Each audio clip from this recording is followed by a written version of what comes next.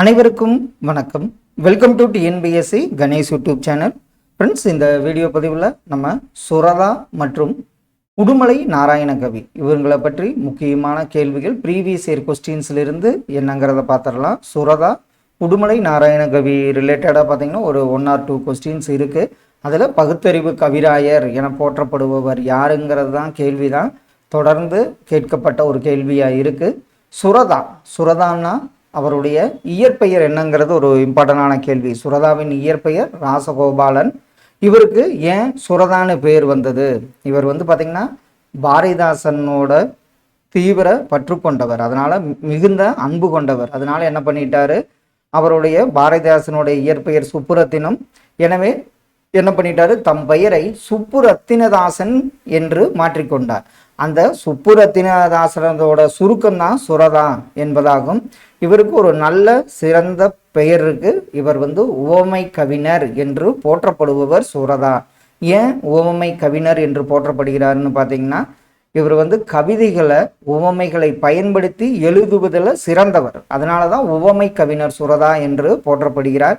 இவருடைய சில நூல்கள்லாம் பார்த்தீங்கன்னா தேன்மலை, துறைமுகம், இது ரெண்டும் அடிக்கடி கேட்கப்பட்ட நூல்கள். தேன்மலை, துறைமுகம், அமுதும் தேனும் உள்ளிட்ட பல நூல்களை இவர் இயற்றியுள்ளார். இதான் சுரதாவை பற்றி ஒரு நூல்வெளியில் கொடுத்துருக்கிறது. நம்ம இனி பார்த்திங்கன்னா சுரதா தொடர்பான கேள்விகளை என்னங்கிறத பார்த்துடலாம். சுரதாவின் கவிதை படைப்புகளில் தனிச்சிறப்புகளை பெற்றது எதுன்னு பார்த்தீங்கன்னா தேன்மலை என்பது சரியான விடை. உவமை கவிஞர் என்று புகழப்பட்டவர் யார்? உவமை கவிஞர் என்று புகழப்பட்டவர் இப்போ தான் பார்த்தோம், சுரதா அவர்கள். அடுத்த ஒன்று சரியான விடையை தேர்ந்தெடுக்க. சோகம் தராதவன் அசோகன் என்று கூறியவர் யாருன்னு பார்த்தீங்கன்னா சுரதா என்பது சரியான விடையாகும். உவமை கவிஞர் சுரதா இயற்றிய நூல் எது? கொடுக்கப்பட்ட ஆப்ஷனில் பாருங்க, தேன்மலை என்பது சுரதா இயற்றிய நூலாகும். பழந்தமிழ் கற்றலின்பம் பலநாடு சுற்றலின்பம் என்ற பாடலை இயற்றியவர் யார்? பழந்தமிழ் கற்றலின்பம் பலநாடு சுற்றல் இன்பம் என்ற பாடல் வரி இயற்றியவர் சுரதா ஆவார். உவமை கவிஞர் சுரதாவின் இயற்பெயர் என்ன? இது நம்ம இப்போ பார்த்ததா ராசகோபாலன் என்பது அவருடைய இயற்பெயராகும். நம்ம முத்தையான்னா கண்ணதாசன் அவர்களுடைய இயற்பெயர் என்ன பார்த்தோம். அடுத்தது பார்த்தீங்கன்னா பொருந்தா இணையினை காண்க. பாட்டாளி மக்களது பசிதீர வேண்டும், இது கரெக்டு. முல்லைக்கோர் காடு போலும் சுரதா கரெக்டு. கல்லை பிசைந்து கனியாக்கும் செந்தமிழ் கவிமணி எங்கள் பகைவர் எங்கோ மறைந்தார், இது யார் சொன்னதுன்னு பார்த்தீங்கன்னா பாரதிதாசன் அவர்கள் கூறியது. பாரதியாருங்கிறது பொருந்தாத இணை. அடுத்தது நூல் பொருத்துக. மருமக்கள் வழி மான்மியம் கவிமணி. தமிழ்ச்சோலை சுரதா. ரச்சனிய குரல் தமிழ்ச்சோலை திருவிக்கா. ரச்சனிய குரல் எச்ஏ கிருட்டினார். தேன்மலை தான் சுரதா, நான் தப்பா சொல்லிட்டேன். மருமக்கள் வழி மான்மியம் பார்த்தீங்கன்னா கவிமணி. தமிழ்ச்சோலை திருவிக்கா. ரச்சனிய குரல் எச்ஏ கிருட்டினார். தேன்மலை சுரதா அவர்களால் இயற்றப்பட்டது. அடுத்த ஒன்று, சுரதா எழுதிய நூல்களுள் தமிழ் வளர்ச்சித்துறை பரிசை பெற்ற நூல் எந்த நூல்? இதுவும் அடிக்கடி கேட்கப்பட்ட ஒரு கேள்வி. தேன்மலை தான் சுரதா எழுதிய நூல்களில் தமிழ் வளர்ச்சித்துறை பரிசை பெற்ற நூலாகும். அடுத்த ஒன்று பாருங்க, கூற்று. முதல் கூற்று, ஓமை கவிஞர் சுரதாவின் இயற்பெயர் ராசகோபாலன். இவர் பழையனூரில் பிறந்தார். துறைமுகம், சுவரும் சுண்ணாம்பும் முதலிய சிறுகதை நூல்களை இயற்றியுள்ளார். தேன்மலை என்னும் கவிதை நூல் தமிழக அரசினை பரிசினை பெற்றது. இதில் 1, 2, 4 சரி. இது துறைமுகம், சுவரும் சுண்ணாம்பும் முதலிய சிறுகதைங்கிறது தவறான கூற்றாகும்.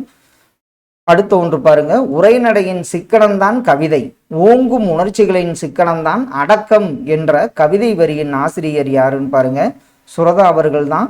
உரைநடையின் சிக்கனம்தான் கவிதை, ஓங்கும் உணர்ச்சிகளின் சிக்கனம்தான் அடக்கம் என்று கூறியவர் சுரதா ஆவார். பாவேந்தர் பாரதிதாசனின் தலை மாணாக்கராக போற்றப்பட்டவர். இதில் அதாவது சுரதா அவர்கள் தான் பாவேந்தர் பாரதிதாசனின் தலை மாணாக்கராக போற்றப்பட்டவர். இதில் வாணிதாசன் பார்த்தீங்கன்னா அந்த ஆரம்ப கல்வியை பாரதிதாசனிடம் பயின்றவர் வாணிதாசன் வரும். தலை மாணாக்கர் யாருன்னு கேட்டாங்கன்னா சுரதா அப்படிங்கிறத ஞாபகம் வச்சுங்க. அடுத்த ஒன்று, கூற்று காரணம் சரியா தவறா? சுரதாவின் இயற்பெயர் ராசகோபாலன் சரி. தம் பெயரை சுப்புரத்தினதாசன் என்று மாற்றிக்கொண்டார். சரி. இவரை உவமை கவிஞர் என்றும் அழைப்பர். சரி. இவர் பாடலில் உவமைகளை பயன்படுத்த மாட்டார். இது தவறு. இதில் பார்த்தீங்கன்னா அவர் உவமைகளை பயன்படுத்தியதனால தான் உவமை கவிஞர் என்று போற்றப்பட்டார். இதெல்லாம் இப்போ கேட்கப்பட்ட ஒரு கேள்விகள். முழுக்க முழுக்க கவிதைகளையே கொண்ட சுரதாவின் இதழ் என்ன? காவியம் அப்படிங்கிற இதழ் தான் முழுக்க முழுக்க கவிதைகளையே கொண்ட சுரதாவின் இதழாகும். அடுத்த ஒன்று பாருங்க, பொருந்தா சொல்லை எடுத்தெழுதுக.